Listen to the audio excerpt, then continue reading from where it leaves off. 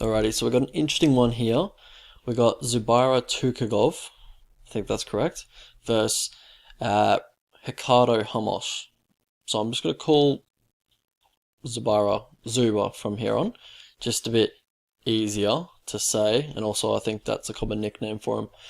But yeah, Zuba, he last his last 5 fights, 4 of them have been a split decision. They've gone to well, the judges have, been in opposite minds in 4 of those fights. So, yeah, he obviously gets in close fights. He tends to slow later on. So, he generally wins the first 2 rounds, and then, yeah, it gives the judges a headache in the third round.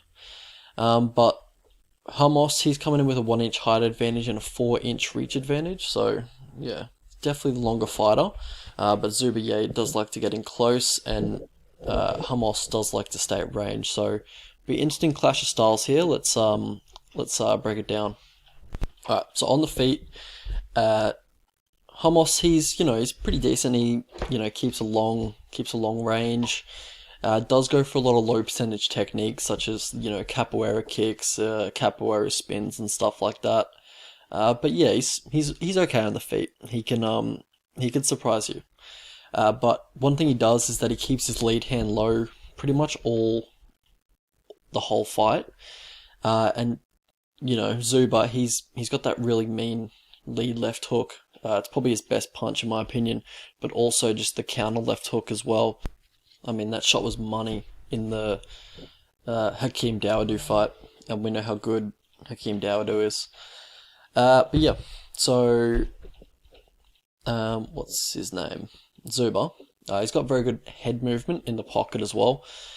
He'll dodge punches. He'll kind of slip back by just a tiny bit. Tries to dodge the punches by millimeters, and then he's pretty much back in range, back onto his offense in his usual stance. So yeah, he's got very good head movement. He's very efficient with it. So for Ramos, at range, he likes to use a few techniques, particularly the leg kicks at range, which could be effective on Zuba, as he's so heavy on that lead leg. He's a boxer, but he also has a nice counter to at distance. One thing he does that can get a little predictable is that, pretty much every time his opponent gets close or kind of reaches out, he'll just engage them in a clinch.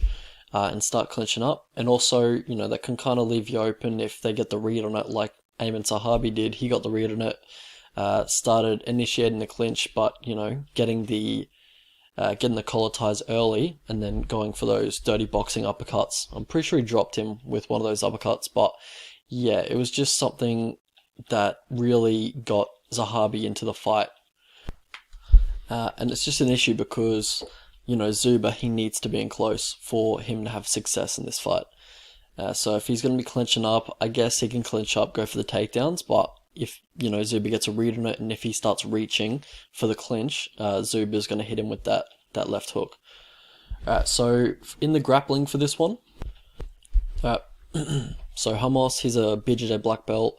He's very strong from the body lock position. Once he gets it, he's hard to break away from, because he's got that wiry frame. He's got that grappling strength that's been with him since he's been training Brazilian Jiu-Jitsu pretty much his whole life. But yeah, a few things he does that are really nice. He since as he reaches for the clinch so often when his opponent tries to close distance, he will get the collar tie a lot of the time.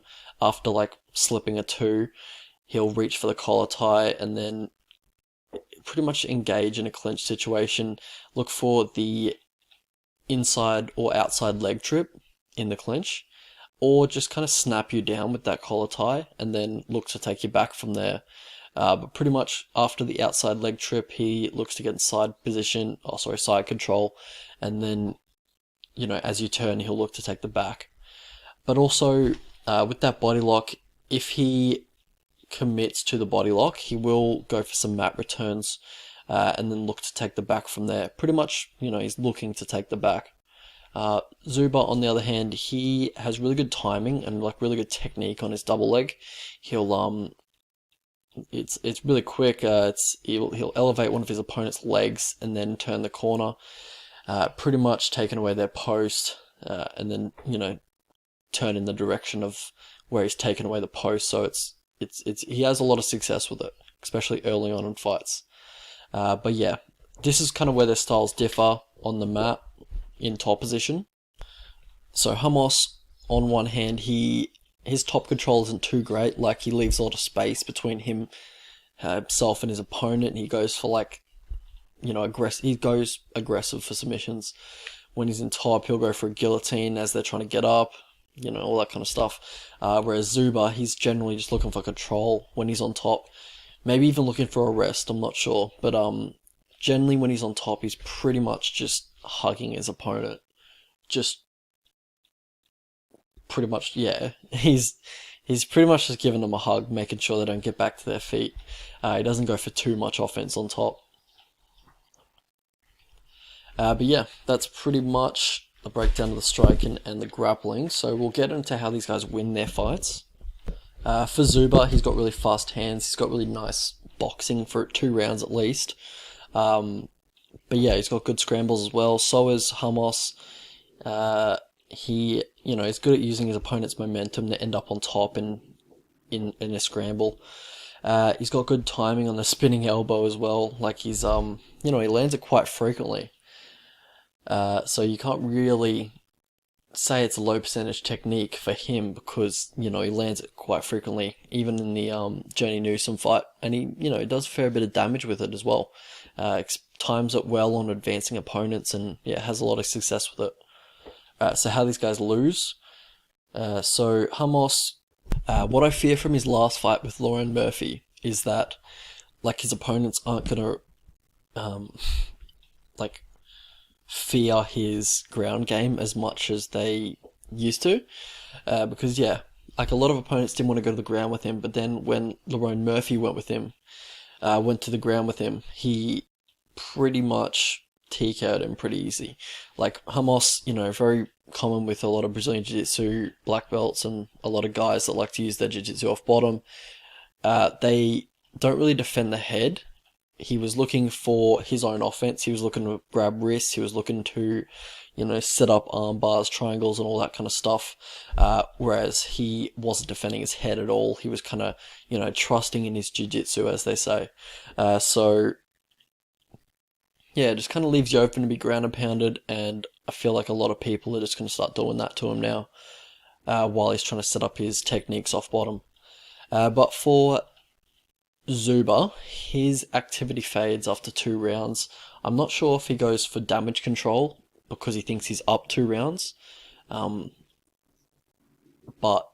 yeah, it's because his movement's still there. Like, his footwork's still there, it's still good, but he just doesn't throw much offense. So I'm not sure if it's a fight IQ thing, whereas he thinks he's winning rounds that he isn't, or that are very close, that he needs to push in the 3rd round, or it's a cardio thing where he doesn't think he can keep up the pace of his opponent and just kind of, goes into a very defensive state and looks to, not take too much damage in the 3rd round. So I'm not quite sure what it is, but yeah. Past the victory for these two. So for Zuba, obviously on the feet, getting close, try to land your hooks and your offense, your sharp 1-2. But for Zuba also, look for that double leg, as he's going to be throwing those leg kicks. Look for the double over the top. Once you get on top, look for some ground and pound. Also, just in the tie-up, look for, body shots, look for uppercuts. Same thing as Zahabi did, that he had so much success with in their fight. And for Ramos, be on the front foot. He's definitely better on the front foot. He lets off all his techniques, whereas on the back foot he's quite limited. But yeah, stay on the front foot, smart pressure, keep distance, be very active off your back.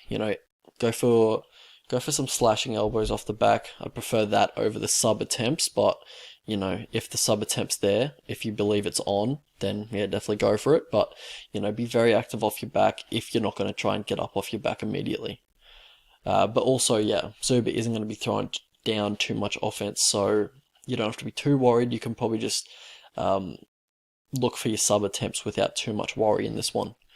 But also, you know, clinch up when Zuba closes distance, and then, yeah, look for the clinch trip takedowns from there, but also leg kicks from distance, as we talked about before.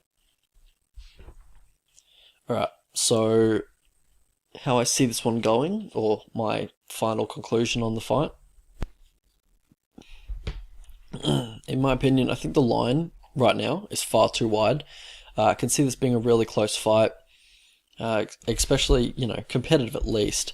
I think Zuba likely gets Ramos down, but I see, you know, Ramos landing more offense off his back than Zuba is on top. So it's who's, you know, who are the judges going to give it to? Most likely the fighter on top. That's why I kind of lean Zuba. But yeah, on the feet, if Ramos can keep distance, I think it's a 50-50 fight on the feet.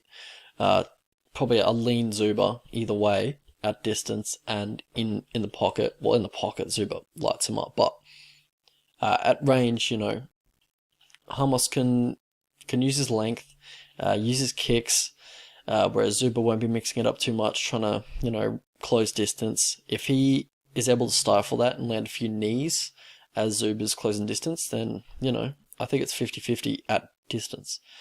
But yeah, definitely got to lean Zuba in the stand-up, because I think he will get it in close and land the better shots. But yeah, with all that being said, I think Zuba wins another very close decision. I think this might come down to a split again. But yeah, I think it's closer than the line is indicating. So yeah, let's look at the betting line now. Alright, so the prediction is Zuba by decision, but the money line is a bit off in my opinion. I think it should be around $1.80 for Zuba, $2.20, something like that for Ramos. And I think anything over $2.30 for Ramos is value. So $2.80, definitely wouldn't mind taking a stab at that if I had access to BetDSI. But yeah, so yeah, if you can get $2.80, definitely jump on that. I'm expecting Ramos to close around $2.40, $2.30.